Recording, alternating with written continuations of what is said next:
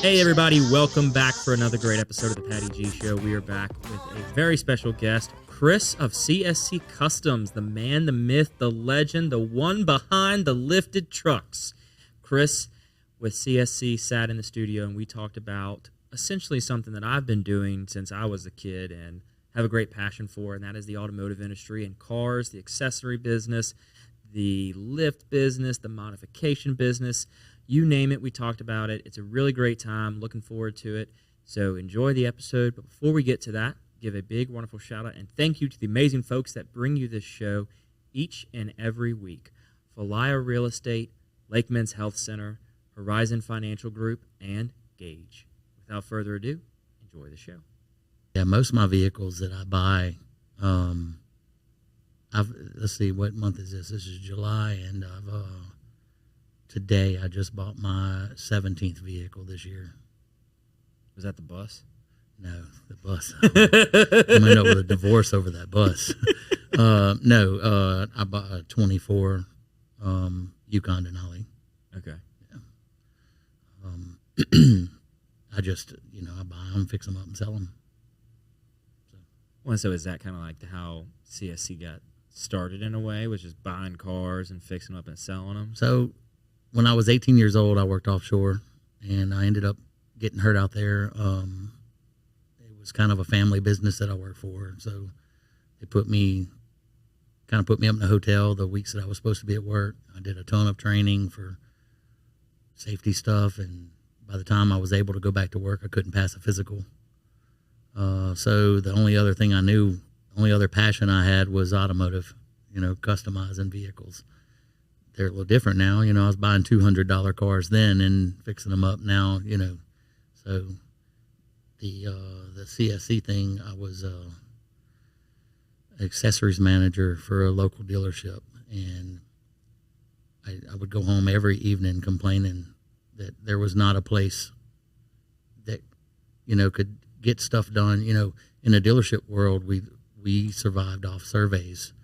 Customer comes and buys a vehicle, they give a survey, and the bonus structure is based on those surveys. And, if you come in and bought a truck and the bedliner shop didn't do the bedliner right, or they got overspray on your truck, or it took a day and a half when it was supposed to take a day, they would bash us on those surveys, and it affected our pay tremendously. And I would complain about it every day. And my wife at the time, she's like, "Why don't you just do that?" And there's some things you just can do in a dealership. There's some things you cannot. And I'm like, we really don't have the facility, and after complaining about it enough, and thinking about it, I'm like, we could do this. So I went to a supervisor and told him my idea, and he said, well, cross your T's and dot your I's, make sure your paperwork's all good, and as long as it doesn't affect your job here, we're good with it. And so I opened what was called Armadillo Liners of Baton Rouge, okay, where we just sprayed bed liners is all I did at the time. And going back to what I said earlier with, there's just some things you can't do at dealerships that people really want to do to their trucks. So I found people to do those things that we couldn't do at the dealership, and I would just send the truck to them, to my shop, and we would build it.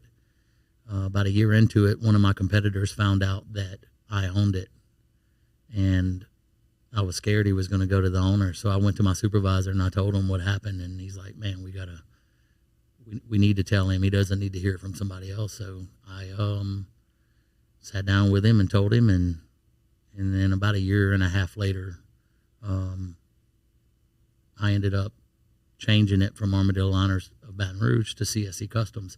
That same person that found out about me, I ended up hiring him, and he then brought me all dealerships.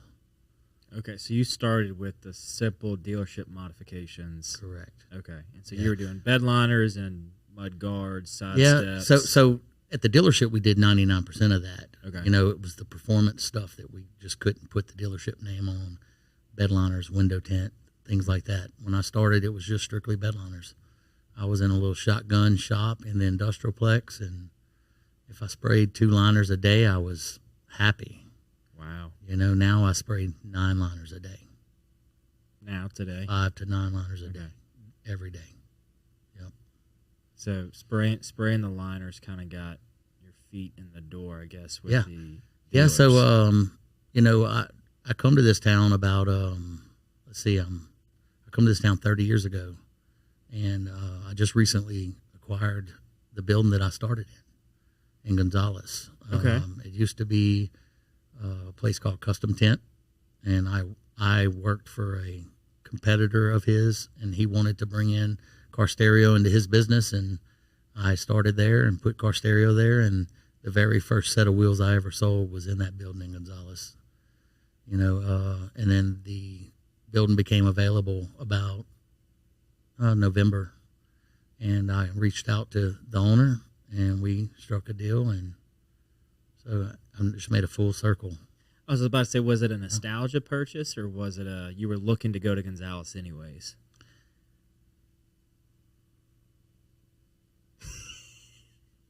I don't know how to answer that because so whichever way you want. Yeah. So I do really good business being across the street from Kirk's. Yeah. I don't know if I should say that. That's all right. Kirk's sitting in that chair. You're sitting in the chair. Correct. My Baton Rouge location is across the street from them, and we do really well. And so there was a lot involved with that. I wanted to be across the street from them in Gonzales, and and the sentimental value of the vehicle. I mean, the building. Right. The very first set of wheels I ever sold was in that building. And the man that owned that building, if he could see it today and see me today, I don't know, it just would. I needed to be in that building. Yeah, it's got that history there for you. Yeah. Being back in the space where kind of it all really started. Yeah, there's something to say to that. Yeah, no doubt. Yeah, and I see people every day. They come in. Like yesterday, I made a pretty decent sale yesterday, and the whole time I'm talking to the guy, I'm like man, I know you. What is your name? Like after the sale was done, and we figured it out. So I worked for Crazy Ralph's Car Stereo in Gonzales, and his brother is Crazy Ralph. And so we were able to connect the dots, and then it's just cool because I see a lot of people. I did almost 10 years of business in Ascension Parish before I come to Baton Rouge. Yeah. So heading back to your roots is it's powerful. It's fun. Yeah. So in the location you're at now in Baton Rouge, you've moved there recently. Correct. So I opened in 2009, May of 2009. And then I rented a place on Airline, kind of over by Foxy's Fitness. If you did business with me, of course you knew where it was. Right. But if you were going down Airline and didn't look, you pass it up. Yeah, because it was kind of tucked behind the Domino's and that car wash. Mm-hmm. But I was in that building for a long time, and I passed it every day. I passed it on the way here today, and I'm like, man, how did I do it? Back then we killed ourselves to do 3 trucks a day, and I do 30 trucks a day in Baton Rouge. And I've been in that building 5 years, and I have the option to buy in 5 more years. The one you're in now? The building, correct. Which used to be the good old go-kart place. Correct, which is one of the owner of that who started it is one of my mentors and somebody that I lean on a lot for advice. He's a good friend of mine. I spent many a nights at that go-kart joint. I did too. I almost killed myself in that place. Yeah. Spun around a few times, never flipped one, thankfully. I never flipped, but you remember how you used to go, you'd load up over to the right? Yeah. And then you'd go through that little deal. You go, I straightened that out and almost went through one of the birthday rooms. Yeah, that it hurt me. Yeah, that was bad. I didn't ride anymore after that. That's why they give you the neck piece. Yes, you need that. It's one of the few go-kart places I've been to where you get a full head sock, you get a neck guard, and you get a helmet. He's doing it again. Oh, it's going to be big. Yeah, we need to get him on. Maybe do the show in the go-karts. Yeah, no, I could definitely get you and get you connected with him. But he's doing it again on a way larger scale. I'm excited now. Yeah. So when did you get beyond doing just bedliners? So, I was only working my business, Armadillo Liners of Baton Rouge, was only working for the dealership that I was working for at the time. When they sold a truck, we would sell a bedliner. And when I hired that guy to manage, it got to the point where I was neglecting the business that I was working for, the dealership, and I was neglecting my business that I opened. And it wasn't intentional, and it got to the point where I had to make a decision. So I hired him, and then when he brought in all those other people, that is when we started doing leather interior. Then we found a window tinter. Then we did that for, I don't know, a year or two, and then it got to the point where I needed to be there. So I left the dealership, and I just started from there. The CSC Customs was an accident because I was Armadillo Liners of Baton Rouge. I still kept the same name. At the time, there was 3 of us that owned it: Chris, Scott, Chad. And on my truck, I made a sticker, and it was CSC Customs. It wasn't affiliated. It wasn't a DBA. It wasn't anything. It was just, I just put that on there, and they loved it, and it stuck, and eventually it became the name. So, and then it became the brand that you built today. Yeah, it's a household brand. I mean, it's a brand. I mean, it's people come in all the time wanting to buy my sticker to put on their truck. I'm like, no, and I'll install it for you. And they're like, what? Just can't believe that I'll give that sticker away. But the shirts, the hats. I mean, it's a brand. Seasoning. Yeah, the seasoning. I know. So is it a requirement to be a customer to have a CSC sticker? Not at all. Not at all. There was a time in Baton Rouge where if you sat at a red light and looked in any direction, you would see my sticker. They wanted to promote it. You don't have to be a customer to get that sticker. You don't have to buy anything. Yeah. If you want a sticker, I'm gonna give you a sticker. Welcome to the brand new Falia mobile app. We took all the same tech that's helped hundreds of people sell their homes themselves and packed it into an easy-to-use app for your phone.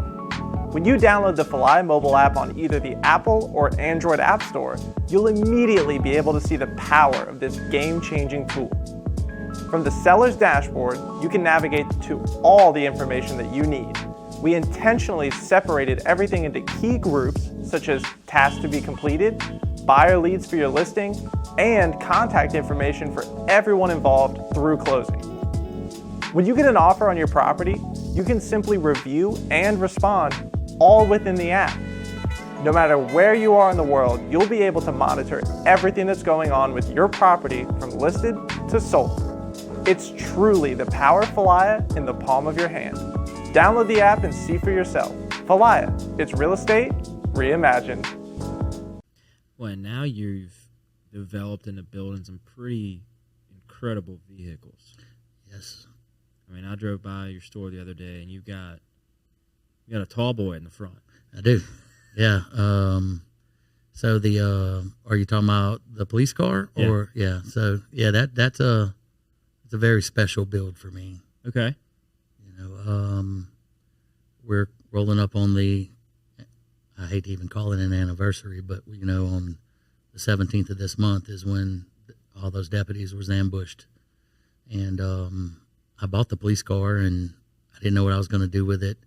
When I bought it for security in my parking lot, because at that time people were stealing exhaust systems left and right off people's cars, like crawl on there, cut them off. And I had more vehicles that I could fit in my building. So we bought blue lights, and we would turn them on at night.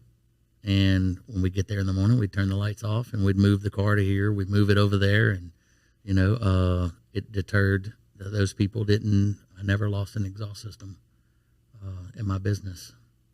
And then my son was graduating. It was roll week, and I didn't want my house rolled.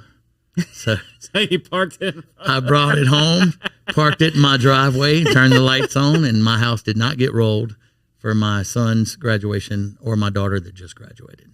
Oh man, I feel like your kids didn't tell anybody. Hey, it's a fake car. No, I would have. Yeah, no. So my son showed me Snapchats all the time. He was like, "Bro, I can't believe your dad hired a policeman to sit at y'all's house." And yeah. It's an effective strategy. Yeah, it worked. Now they're probably gonna roll my house.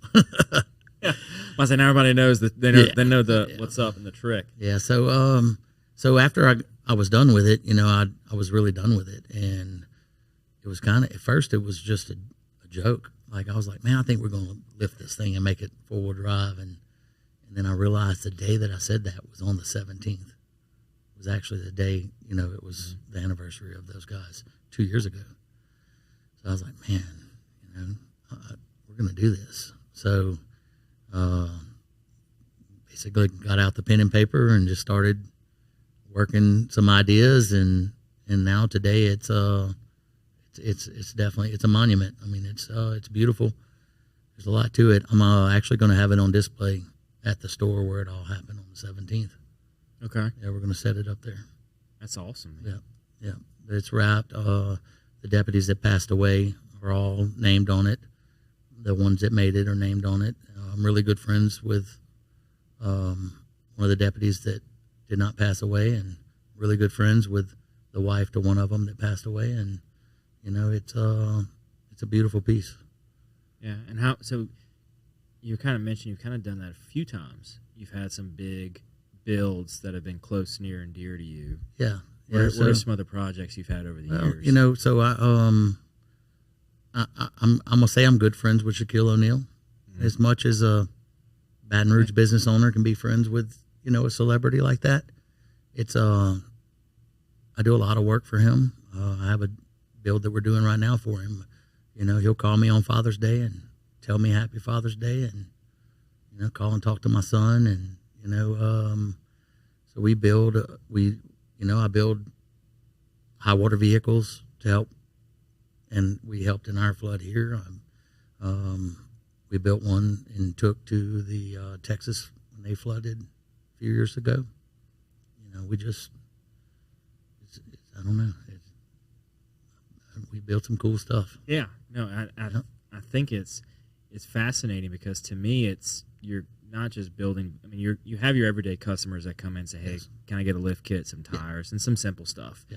But what I love to see is those builds that you have to design. Yes. Right, because Yes. to slap on a lift and tires, you can do that in an afternoon, and it's easy. You don't have to worry about a whole lot. But when you start getting into the geometry and the actual building of that car, that police car that's out front, that's not an easy task. No, and that's interstate.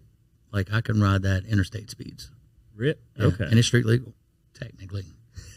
But yes, so we built that car. When we built that car, and you're right. The geometry is everything on that, and a lot went into that to make it street worthy, and to be able to do interstate speeds. I've built several one-off vehicles that can never be duplicated. I have one right now that's my personal vehicle that it's a one of a kind, and I literally can honestly say it's the only one ever.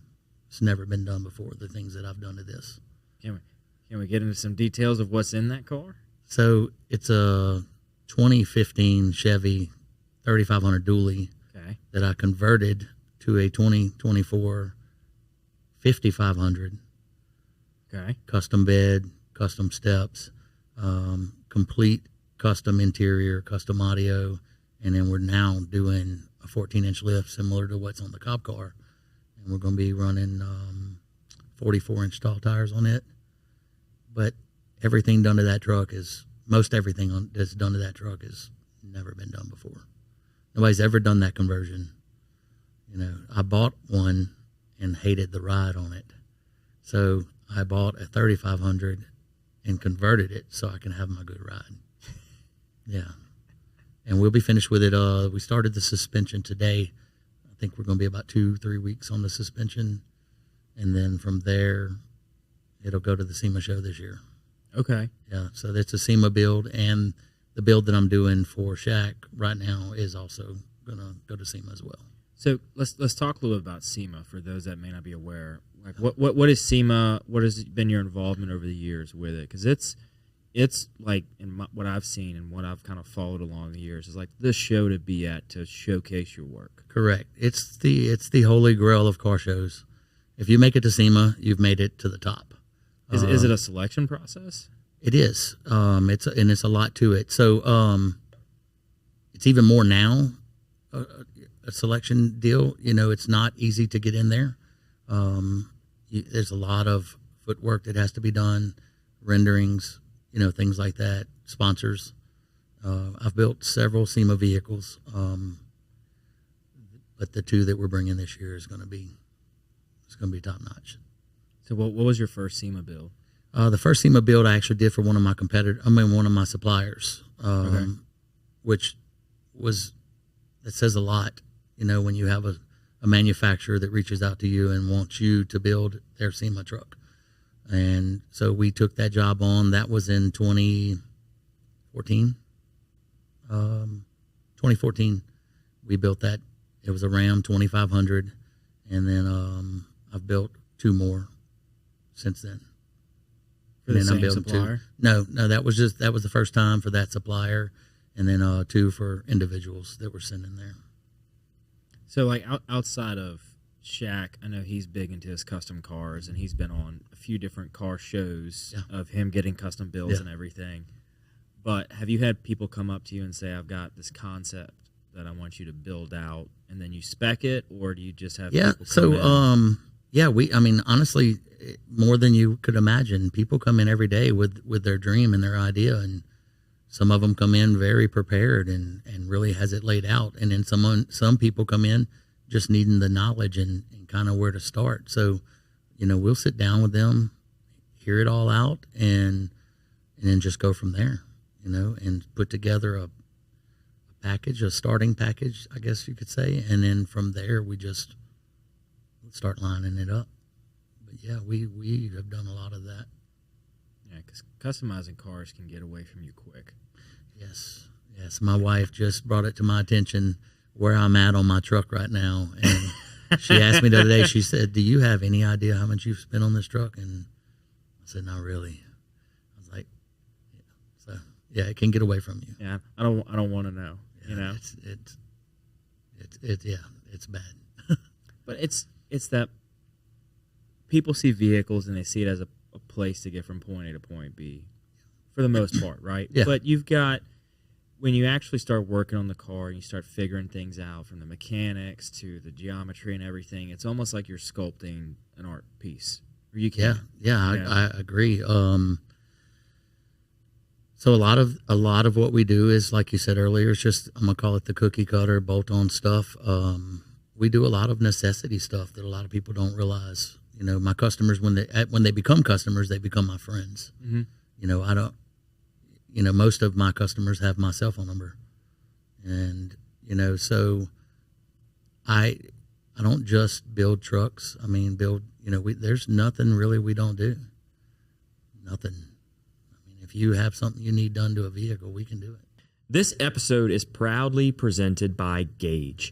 Gage is a local company here in Baton Rouge, Louisiana. For over 40 years, Gage has provided businesses with the very best telecommunications, IT, and standby power services available.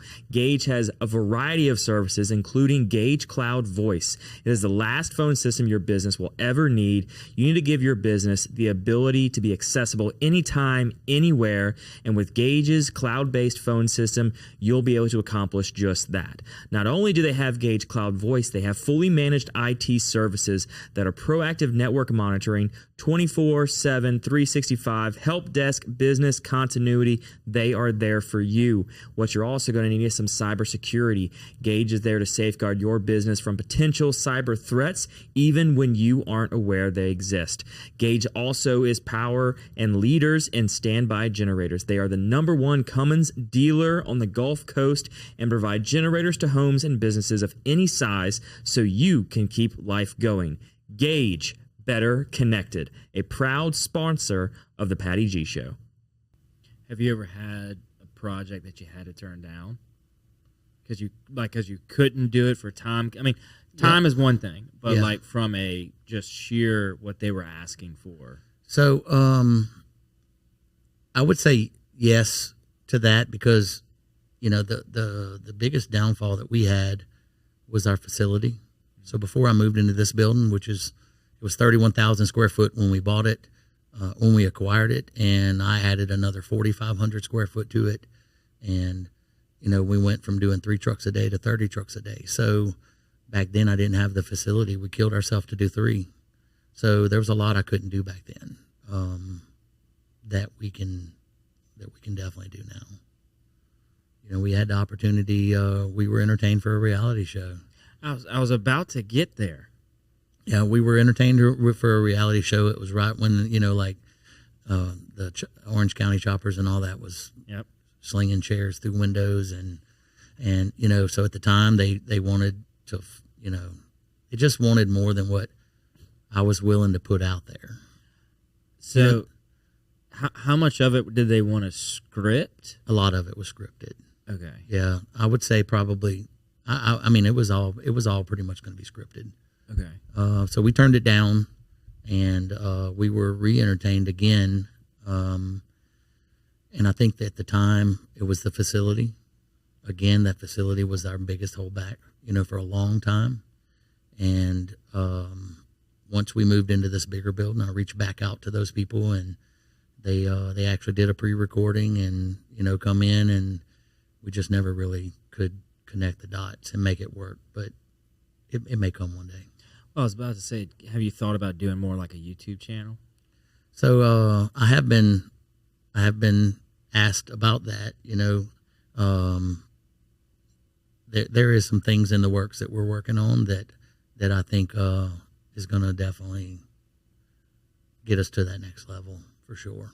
Yeah, I mean, because even as a cameraman or somebody following you around all day, they'd have fun. Would be pretty fun. They'd have fun. Today was one of those days. It would have been a lot of content. A lot of content. One of my guys accidentally threw away a very expensive carbon fiber wide body kit that he didn't realize he was throwing away. I mean, well, carbon fiber is just so light. I mean, Yeah. So today was a lot. We busted a Tesla Cybertruck windshield. That was not today. That was about a month ago. I've heard the Cybertruck has started to show a lot more problems. Yes, it is definitely a waste of money, waste of time. If you wanted to buy it just for the attention, it's a great attention vehicle. It grabs your attention. Yes. So I've owned a Tesla. I sold an electric car today. I will never buy that Tesla truck. I have several friends that as soon as they said they were going to make it, put their deposit down, and they're just not anything practical for a truck, at all. Nothing about it. It's a showpiece. Yeah. It's just a conversation piece. I mean, you're going to get asked a lot of questions and people are going to take a bunch of pictures, but it's not a truck. Yeah. They should have made that a car.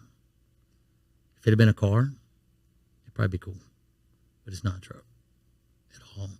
Well, and you got the fact of the parts, right? So I've heard the parts are really tough to get. Yeah, so the windshield, expensive. We were cleaning the windshield. Okay. And busted just cleaning it. So I don't think they put any thought into the outward pressure on that windshield. I think everything they put into it was wind pressure pushing while driving. We were cleaning the inside. We're cleaning the windshield, and it broke. The windshield's about $3,000, and there's not one in the country. Cool customer, completely understood. He watched because that camera, those cars have cameras, audio, video, everything, and he watched it. I mean, we were cleaning the windshield when it broke. Nothing more than cleaning the windshield. So, I mean, what do you have to do in that case? Well, so he's going to have to bring it to Houston when the windshield's available. There's none. So you can't even get a regular glass shop to develop a glass for There's it? not a glass shop in this state would touch it. Wow. Yep. That's crazy. He has to. The closest place he can go is either Jackson, Mississippi, or Houston. That's his only choice. But there's no windshield. Yeah, you got to wait for it. Yeah. Super cool customer, though. I mean, he understood. And I check in with him.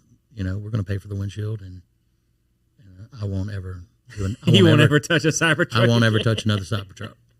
I got another buddy of mine. He's like, man, can you lift it? I said, they're liftable, but we won't in it for sure.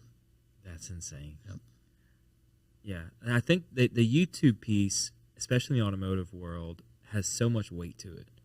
So when I grew up, my first car was a broken down 98 Chevy 2500 utility bed with a pipe rack. Nice. My dad owned a plumbing truck. Nice. So it was a single cab. Yeah. Great bench seat.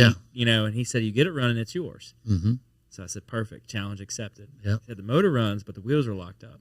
And they had good old drum brakes on the back. So I figured out how to work everything and got it running. And you can still scroll my personal Instagram down to one of the first posts I made. It was getting an inspection sticker. Oh, wow. And passing inspection. Wow. And I was like, happiest day ever so far. Pass inspection. Yeah. But everything that I learned on how to do and build and work on cars was from YouTube. Right. There weren't manuals on how to do a motor swap for a 94 YJ. Yeah, no doubt. I didn't know till after I did it that you're supposed to put in a newer motor. I put in a 93. Yep. So, and it has been a platform for people to showcase how to do simple installs like bolt-on lift kits, but it's also been a place where I've watched series of videos of somebody fully customizing a vehicle. Yeah, no doubt. And so something that I'm anxious to see now, what y'all actually end up doing, has huge potential from a viewership stance to get the CSC brand out there anyway. Yeah. Furthermore than it already is. Yeah, so the YouTube is definitely in the horizon, and we're working on a TikTok now. Okay. That platform's very strong in what we do. Yeah. Well, for y'all, especially the time lapse, I'm sure. Correct. Showing that, especially if you could have time lapsed that police car. Yeah. And all the fab work and everything, because we took a bunch of still shots, but yeah, I agree. If we could have time lapsed that, that would have been super cool to watch that from start to finish, especially now. Yeah. But yeah, that would have been cool to do that. So, did you ever think when y'all had first started, doing your Armadillo bed lining trucks, that you would be looking at how do we capture what we do on camera to then publish it? Like, was that ever a thought when you started doing this? No, never thought of. I never imagined myself where I am today. Yeah. I was just a poor kid from Faraday, Louisiana that, did the best he could with what he had. And, if you'd have told me, 10 years, 15 years ago that I would be in the position that I am now with the business that I have and the amount of employees that I have, I'd have never believed it. No. It's exciting, though. It is. I changed the curve in my family. Okay. So, like I said, I'm from Faraday. There ain't a whole lot to do in Faraday. No. Except probably work on cars. Yeah. Work on cars and girlfriends. That was about it. So I left Faraday when I was 20 years old and come to Louisiana. Come to Baton Rouge, and because there was nothing in Faraday, and there's no opportunity where I'm from for anybody. Yeah. There's the oil field, and that's about it. And I couldn't do the oil field no more. So thinking back to when you first kind of went out and did your own thing, what was it? How was it received by your family? Like, were they excited for you? Were they like, what are you doing? Most of them said, what am I doing? I had a lot of crazy ideas and that never really went anywhere. One of my business partners, Chad, when I approached him with my idea of Armadillo liners, because back then I couldn't rub two nickels together. and he was a customer. So I kind of pitched my idea to him, and, he's like, put something together and let's look at it. And I was like, all right. And I didn't, a month later, a couple weeks later, he calls me. He's like, hey, did you put that stuff together yet? And I'm like, no, but I'm going to get it. Yeah. And then he called me again. I'm like, man, this dude's serious, So I just kind of, on a pen and paper, man, pitched what I thought, what I projected that our armadillo liners could do just working for me, for our dealership that I worked at. And he said, let's do it. He put up, I started CSC Customs in 2016. I'm sorry, 2009 with $10,000. Average customers spend $10,000 in my shop every day. Yeah, I was about to say, it's easy to spend $10,000. It's not every customer, right? Right. Customers come in just need tires, but the average customer can come in there and spend $10,000 easy. And I started a business 16 years ago with $10,000. That's now making I'm on track right now. I'll do $9 million this year. That's incredible. Just off my Baton Rouge store. Oh, not even counting Gonzales. Just Baton Rouge. That's incredible. Yeah. If we're on track right now. We're real blessed what we did last year. I've never did less. Every year has been. You've been growing consistently. Yeah, consistently since 2009. We've never went backwards. Imagine taxiing on a plane looking toward the end of the runway. It seems so far away, it's even hard to see it. And that's what the concept of retirement probably felt like when you were in your 20s, 30s, and 40s, way far in the distance, not visible or even a concern. But as you turn 50, something happens. Retirement suddenly seems like something real, something not too far away. In your 50s, you are rolling down the runway. Retirement is getting closer and closer, faster and faster, weeks and months zipping by. But are you even ready for a successful takeoff to retirement? Fear not, there's still runway left. But the time is now. Time to make progress and time to get a plan. The Runway Decade will help you get organized, get energized, and give you the direction you need to take off to your desired retirement. The Runway Decade, building a pre-retirement flight plan in your 50s.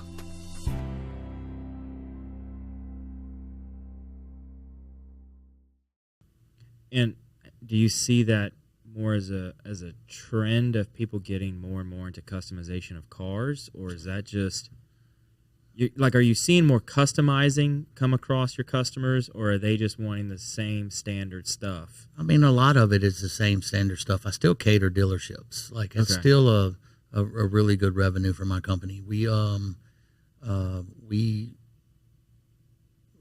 do a lot of this. I'm gonna say the same stuff. We try to make every build different. Customers will come in, they'll ask for something, and we kind of try to steer them in the way to where it's going to be perfect for them. Because the service after the sale is where we kill it.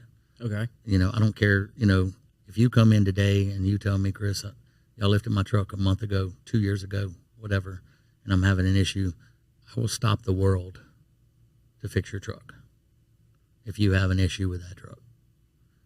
So our service after the sale is where we kill it. So we try to help them pick products that's going to be dependable.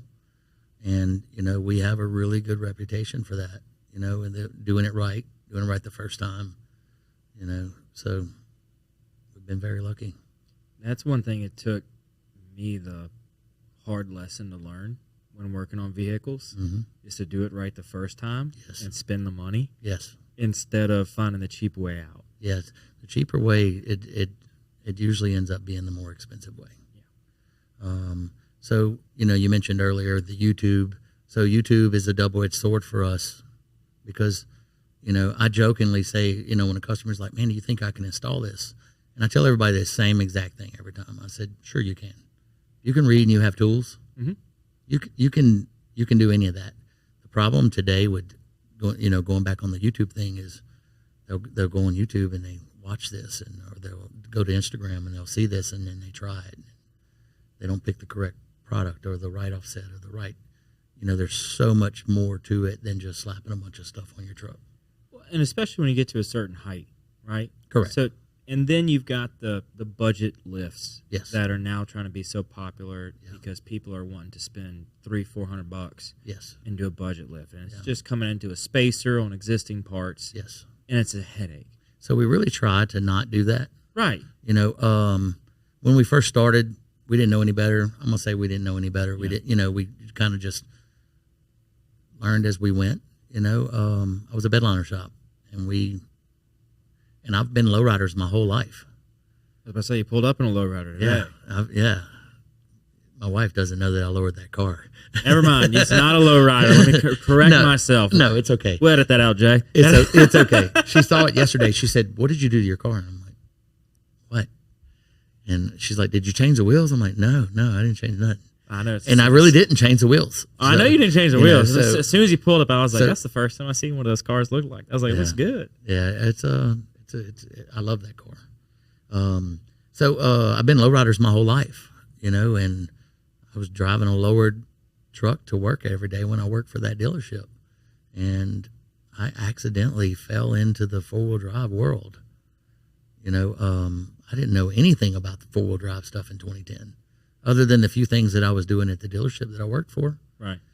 So when I moved into my building that's on Airline, not the big one, but the one that I stayed in the longest, and I don't even know what happened. Like, I don't even know how I got into the four-wheel drive world, but there was a time that we lifted every truck in Baton Rouge. I could see a truck and I know it was my truck, my build, and I still see them now. I know, I can tell if they're my trucks or not by the product that's on it. But getting back to what you said, we can put a $99 leveling kit on your truck. It's got 100,000 miles, but you really need struts. So I could kill two birds with one stone, and that's really what we try to do now. It's not about that quick money. I really want to make your truck the best it can be and save you the most money possible, because I got to take this 100,000 mile strut out to put an adapter on top of it to give you a 2-inch lift, or I can take that strut out and throw it in the garbage and put you a new strut that's going to lift it as well. So it's a lot more to it now, than just putting those little puck lifts and stuff like that on it. Well, it's part of the education that y'all do. Correct. Right? You educate the customer. They come in and say, "I want a leveling kit. Just put the little puck lifters here. I've got them in the box from everybody's favorite company that we all know. Yep. It's called that for a reason. Yes, correct. So they bring the little box. Hey, can you just install this for me? And then it's like, well, what are you trying to accomplish? Yes. How many miles are on the truck? It's a much further diving conversation than simply put a leveling kit on it. So we're super fortunate. I will say 75-80% of my business is brand new. Which is the best time to do it. So if you go and buy a now $100,000 truck, because trucks they're ridiculous. Yeah, they're getting up there, and of course, in that case, I'm not going to talk you into replacing parts because they're brand new. But for those trucks that has the higher miles, we definitely try to lead them in the right direction. And some of them will say, yes, let's do that. Some of them say, no, I just want to do the leveling kit. We'll just document it on the receipt that we recommended and they denied. Mm-hmm. And, most of them come back, man, I wish I'd have listened to you.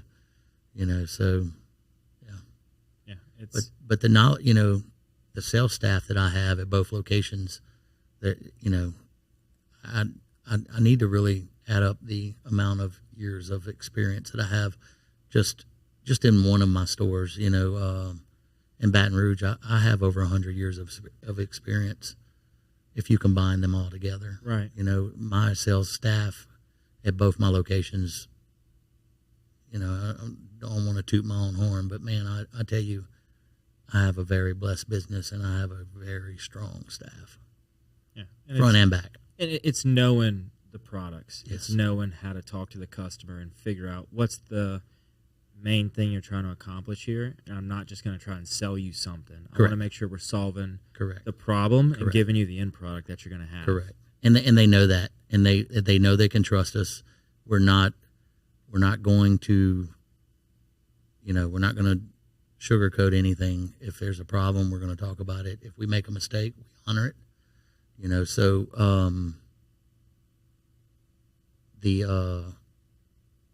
I lost my train of thought. I'm sorry.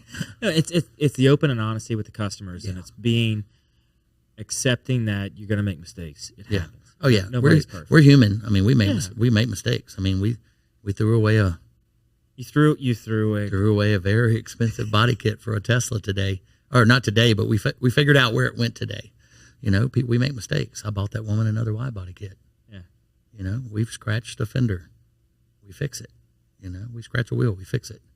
We're not gonna pull wool over anybody's eyes. We're not gonna if we make a mistake, we tell them and we honor it. And we are known for that. We don't try to hide anything. When I first moved into that building, which you're familiar with the building, is a go-kart track. Yeah. I didn't have to do a whole lot. If you walk into my showroom, it's a very large showroom, but it has a glass wall that divides my showroom from my shop. And one of my competitors come in that building when I was starting to set everything up. And he said, "Man, I know you're going to paint these windows, huh?" And I said, "Absolutely not." And he's like, "You're nuts." I said, I'm not hiding anything. It's full transparency. If you come to my shop, you can literally watch your truck be built from start to finish, right through the window. Mm-hmm. So that is that's a plus for us. People love that. They love to see, what's going on, and they know they can watch it. And the automotive industry and shops in general get a bad rep because they feel like they're always being customers feel like they're always being oversold and sold more than what they need. And there's TikToks and Reels and everything that just people go and get, blinker fluid and this and that and everything. Yeah. And having that level of transparency and having that level of open and honest communication is almost like a breath of fresh air. No doubt. So with CSC, we my guys don't get paid commission. Everybody there is either a salary or hourly. I don't pay them commission because I don't want them to try to make an extra $10 on their check on my customer's expense. Everything that we sell there is MAP, minimum advertised price. Mm-hmm. So if I was selling that part and it's on their website for $79.95, we are $79.95, and we're known for that. Everything that my business is minimum advertised price. We will never sell it for more than what you can buy it for on the internet. Yeah, and we're the only shop that does that. Well, your revenue model is different. Correct. Than every other shop. Every other shop's trying to make their money. So I will agree with that. Yeah. I'm not saying that they're doing wrong by doing that. It's a different model. They're doing 3 trucks. I'm doing 30. Right. So I can make less money per customer because I'm doing so many. Mm-hmm. But I want to be as fair as I possibly can be with that customer. Well, and you put it perfectly. It's not trying to make another dollar at the customer's expense. Correct. They're operating on some budget, whatever it may be. Yeah, no doubt. And they're putting in their eyes an investment in their vehicle. No doubt. To make it what they want it to be. Yeah. And when you get to the point of telling them, well, we can't do these because your budget's this, and it's almost like, why are we going to try to push that? I will spend hours to save you $100. Like I will spend hours with a customer working the best possible scenario for their vehicle and the budget they have and saving them every dollar possible. I'm still on my counter every day. I can't stop. I keep telling myself I got about a 5-year exit strategy that I'm working on. My son is, he's 20. He closes on his house this Friday, but he's my service manager in my Baton Rouge location. And, I'm really pushing him to get to the next level. So we'll see. Starting to build a legacy plan. Yeah. I mean, I'll never go away, but I want to start working on the business more than in the business. Yeah. So that's what I want to start working on. Well, and getting back to kind of what you were talking about in the beginning, where you find a fun project, and you get to work on a fun little project and then sell it. Yeah. That to me, that model of going out and buying a car and then fixing it and really putting heart and soul into it and then going and selling it and hoping to make your monies back. Yeah. Because it's when you get to some of that stuff, it's almost like you're kind of eating your time.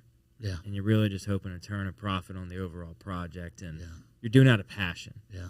A lot of my vehicles, when I build them, we'll have them in the shop, and I had a Denali 3500, and a customer come in. He's like, "Whose truck is that?" I said, "That's mine." He's like, "I want to buy that truck." I said, "It's not for sale." He said, "Let me know when you're ready to sell it." He bought that truck before I finished it. I finished it for him, right? But he ended up buying my truck. And that happens a lot. I'll buy it, build it. My wife gets so aggravated with me on that, because she'll get very comfortable. Her first Bronco, we built it. It was beautiful. Sold it to a really good client of mine, really good friend that I've met through CSC, through the industry. And she's like, "I love my Bronco." I'm like, "We're going to buy another one and we'll build it." The cars are always for sale, dear. Yeah. She doesn't understand that. It's just a passion. I love the build. That bus you mentioned earlier, I've got a lot of plans for that. But I have to get rid of some of my projects before she will let me officially turnkey on that thing. So, yeah, I remember when I finished my first Jeep build. It was a '94 YJ, and I was like, all right, now time to buy something else. And my girlfriend at the time, now my wife, so awesome. She stuck around. She was like, "Yeah, you can't have both." Yeah. She's like, "I'm not starting this game with you. Yes. I'm not starting this game of you buying stuff, doing stuff to it, and then keeping it." Yeah. She's like, "You gotta cycle them out." Yep. So sure enough, I got it. Yeah. My wife is she's getting better at that. I mean, at the end of the day, it's what I love. It's what I do, and I don't really lose any money doing it. And sometimes it's just break even. I'm okay with breaking even. I'll just buy another one and start over. So long as you don't lose the money. Yeah. I mean, in most cases, I have lost a couple, but I do okay on most of them. Yeah. So what gets me still is, so I've got a Gladiator. I've got a decent Gladiator, and the warranty that they have on the Jeeps, they allow you to modify it. Yes. To a certain degree. Yes. And still under warranty. Mm-hmm. And for mine, it's a 6-inch lift. Mm-hmm. I'm like, that is insane that they will go all the way up to a 6-inch lift and say you're still under warranty. Yeah. So we don't void any factory warranties. We can. Yeah. And we have done things that would definitely void a warranty. I think the police car out front's a little voided. There's definitely no warranty left on the police car. So we cater a lot of dealerships, and we're the shop that the dealerships go to. Mm-hmm. Any given time you come to my shop, and there's 5-6 different dealership vehicles there from different, whether it's Chevrolet or GMC or Dodge, and we build them for the dealerships, and then they sell them to their customers. So we design them and build them to keep them within their factory warranty guidelines. Mm-hmm. There's a lot you can do to your vehicle and not void a warranty. Oh, people come in all the time and they're like, I'm gonna wait till my warranty expires to do this, and I'm like, why? Like, you can do just about anything you want to that vehicle as long as you follow certain guidelines. You can preserve your factory warranty, and it's super easy to do. Yep, we do it every day. It blew me away when I started reading through the warranty specs of what I could do to it. Yep. Before I got outside the warranty. So a lot of the brands now, the manufacturers have, 100 years ago, I'm an old Simple Simons thing that he used to say, but the dealerships a long time ago was always scared to do it, and if you did anything to your vehicle, you're going to void your warranty. From my experience, it's not the dealership that voids the warranty. Mm-hmm. It's when the manufacturer gets involved with what's going on with your vehicle. So if you were to have catastrophic transmission failure on a vehicle that they don't have catastrophic transmission failures across the whole U.S., well, then when they get involved, that is when I've seen a warranty that would be voided. So once the dealerships figured out that they're leaving a lot of money on the table, they can build these vehicles, sell them to their customers, and not have to worry about warranty. It's every dealership you go to now, and I lift most every one of them. That's incredible. Yeah, and the 225, all of them but one. The one I left. Ah. Yeah. Yeah, they don't do business with me. That's insane. Yeah. But it's part of being in Baton Rouge, Yeah. Yeah. It's really sad.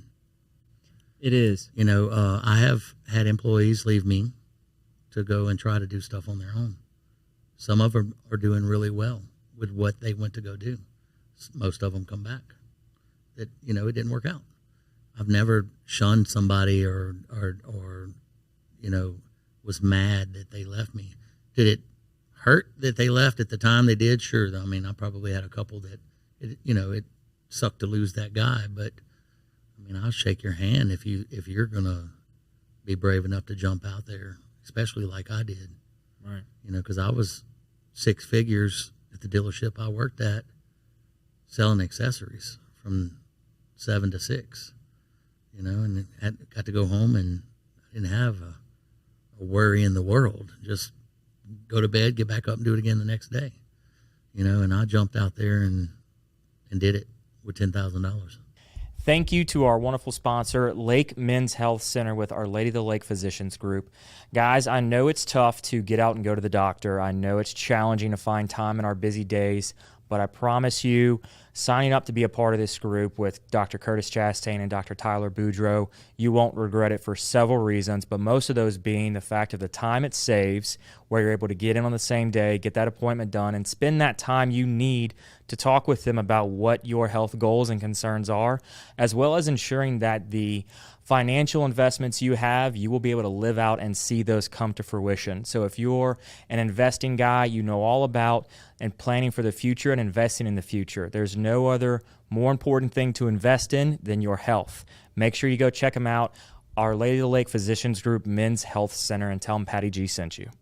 Yeah, and it's wanting the best for your employees, regardless as to if they're at your shop or if they're not. Yeah. And that I think speaks volumes. Yeah. Being somebody who cares about the person, whether they're under your roof as an employee or they're going off and being a competitor. Yeah, I've given, so back in those times, I've given them trade secrets that took me years to learn and thousands of dollars in mistakes or whatever the situation was. And I've given trade secrets to those guys to give them a leg up. And some of them are still here today that are competitors. Yeah. That's incredible. Yeah. I've went personally and trained a competitor's employee to do a certain task that they didn't know how to do. I don't care. I'm in my lane, they're in theirs. And if I can help somebody, I'll help them, so yeah. And you've got a great business. And having that mindset of abundance rather than shortage is only going to help you. Yeah, knowing that we can all live together in our own space. Yes. And we're not out here cutthroat trying to put somebody else out of business because there's business enough to go around. We're all, so, I mentioned earlier about who I'm across the street from, and we don't target one another. I mean, I worked for them in the 90s, so Kirk sold to his kids, so I worked for them in the 90s, but our demographics of customers are different. they do really well across the street at what they do. We do really well at what we do. The competitors in Ascension, they do really well at what they do with their demographics of customers. And, you know, my customers don't go to some of those places, and their customers don't come to us or to the people across the street. You know, there's enough business out here for all of us where we don't have to be cutthroat. Yeah. Some of them are, but you don't have to be. And it's a mentality of looking beyond your little circle and your little block, right? Correct. And realizing there's customers far beyond that'll travel, that'll be willing to come to your place of business based on who you are, Yes. not who you're saying you're better than. Correct. You know, we had a guest on the show last week that she told us about customers that would come from 2-3 hours away from her store just to come in for the experience of what she's got. Yeah. We just built a truck for a customer that's in Tennessee. Yeah, you build. Shaq doesn't live in No. You know, no, he's in Atlanta. You know, Exactly. he comes from Atlanta to Baton Rouge. Now he has some Baton Rouge ties, right? But you know, we are far. I mean, Hammond, Natchez, Mississippi. I mean, they come from where? Texas. I got a customer coming tomorrow from Texas. Yeah. To buy, they're going to pass 100 shops to come to Texas. I mean, to come to Baton Rouge to buy some steps for a vehicle. I have them in stock. I can do it tomorrow. Everybody else is like, I got to order them. It's going to take me a week. Blah blah blah. You know, but so you know, we're bringing revenue into Baton Rouge that they never even realized it is coming here. Yeah, and you're only helping the community that you're in because of doing that. Correct. You know, through a variety Correct. of local government taxes, state taxes, paying your employees. They're going to then go and further create the ecosystem around where they live. Correct. And anything that you're doing is just helping boost your local economy by being the person that you are. Yep, that's right. We so Baton Rouge has 26 employees. And you know, they all do really well, you know, and I don't know where I was going with that. It's nice to see them succeed. Yeah, no doubt. You know, it's nice to see them go buy a vehicle. Nice to see them buy a house. You know, it's nice. Yeah. You know, especially, you know, knowing 16 years ago when I opened this, and literally I couldn't rub two nickels together. I can't express that enough. And I lived check to check. I lived in a trailer in Prairieville, and you know, I mean, and now, you know, I got 30-ish employees, 31 employees between two stores, and we pay a ton of taxes and a ton of payroll taxes, and you know, payrolls I pay every week, so I feel it every single week, every Wednesday. Yeah. I understand that. Yep. So, man, before we get you out of here, we have some questions we ask at the end of the show to every guest that comes on. So, first one is, what is something you did as a kid you wish you could still do today? I would say I wish that I had more time with my little brother and my father. You know, so yeah, I definitely needed more time with them. Yeah, time with them is yeah, precious every second you get. It is, and it can be taken at fast. Mm-hmm. Yeah. So doing this, you've worked for different shops, you work for dealerships. You started with $10,000 on your own. What are 3 lessons you've kind of learned along? Listen to people. You know, just listen sometimes. You know, and step back and take a deep breath and listen. Yeah. You know? Listening more than speaking often goes a long way. Correct. Sometimes just shut up for a minute, you know, and just listen to what people are saying. Yeah. You'll figure it out most of the time. Oh, yeah. With whatever you're experiencing. Oh, yeah. We often like to hear our own voices most of the time. Yeah. But you learn the most and you can help the most sometimes by just lending an ear. Correct. You know, what do they say? God gave you 2 ears and one mouth, use them accordingly. Yeah, no doubt. Yes. So, what's something you love about Baton Rouge? I believe the opportunity here is strong. You know, if you want it. People tell you, that there's nothing here, and there really is. You just have to want it, and you have to work for it. I love how Baton Rouge gets together when we have to. We all step up, and we will help our neighbor, and I love that. And I've lived in plenty of states that you don't have that, but I believe the opportunity in Baton Rouge is strong if you just go out and thrive for it. Oh yeah, there's endless opportunities to build whatever you want. No doubt. To create whatever concept, whatever business you can dream of, you can have it here. I preach it every single day.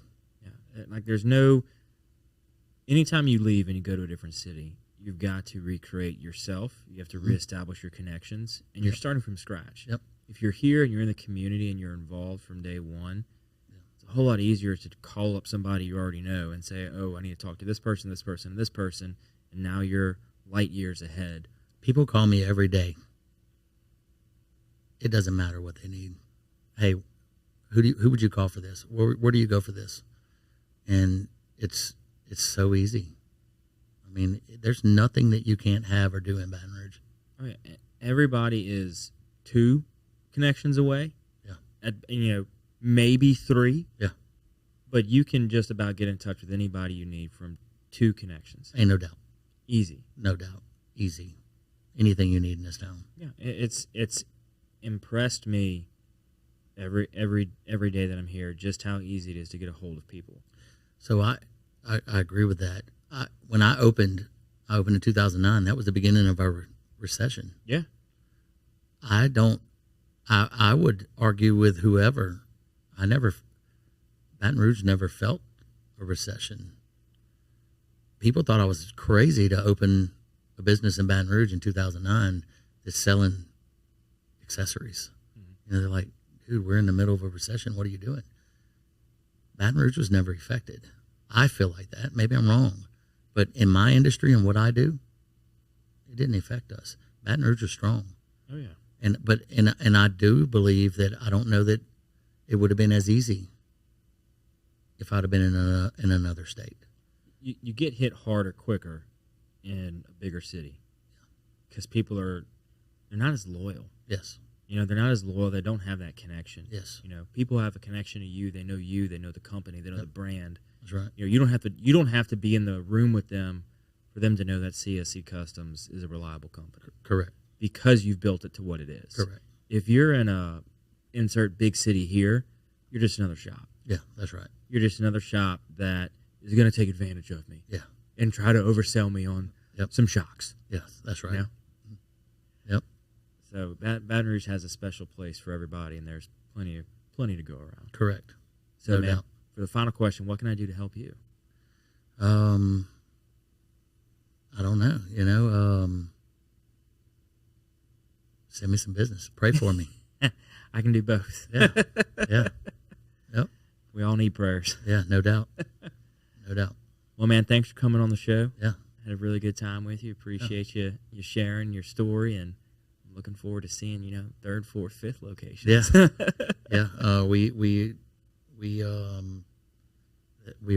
may have something coming up here very soon. That's exciting. Yeah. I've been tinkering with the Mississippi area idea. I had a spot that we were going to do, and then I backed out the day of signing the lease, and I did my Gonzales location instead. So, we're still on the fence whether or not we're going to go to Mississippi next. Yeah, it's Gonzales and to Baton Rouge is a shorter drive. It is a shorter drive, but people from Ascension Parish are very loyal. Oh, yeah. And you mentioned that a second ago. Ascension Parish people don't like going to Baton Rouge. No. It's like it's another state away. I've had this conversation with people on the show before, and Louisiana we often like to isolate ourselves to our city, but we're so close. Yeah. You know, Ascension Parish to Baton Rouge, Gonzales to Baton Rouge, you can take one road and get there. Yes, correct. You know, you can probably go from your shop on Airline to your other shop in Gonzales. On Airline. That's right. You know, and it's like we're so connected, but yeah, we want to feel like we're in these little buckets. Yes. And we can start to resolve some of the issues we have by recognizing the fact that we're all in the boot. Yes. And we're all neighbors. Yes. And we can all work together. Correct. You know, one of the keeping your money local is so important.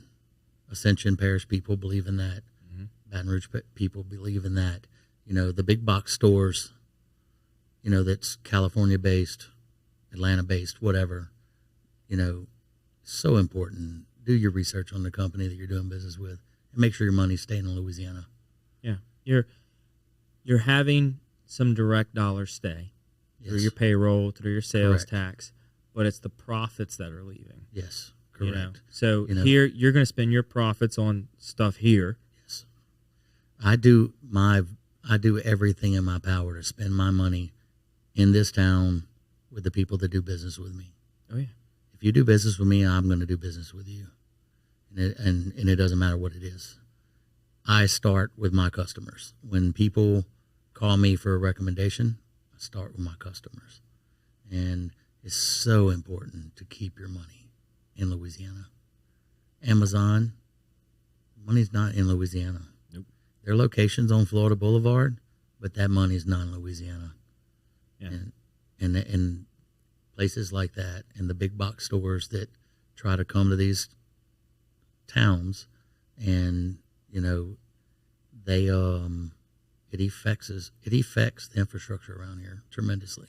It does, and the people that they employ and they give jobs is great. Yes, but again, it helps them, but it's everything at the bottom line is leaving. That's right.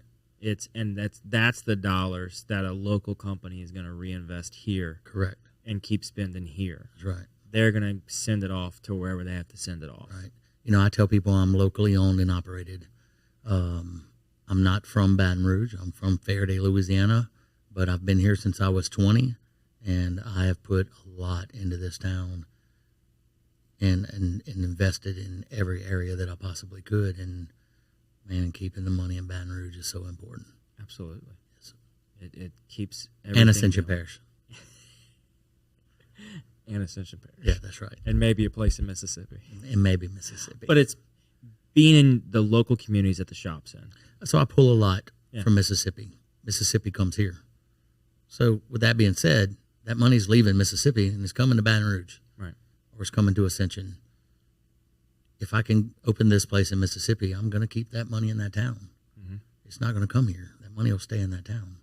You know, the money that's coming to me and the money that's being put right back out into that, you know, area. So that's my, you know, one of my goals there. Yeah, it's being locally invested based on where you're at. Correct. And yeah, correct. Yeah.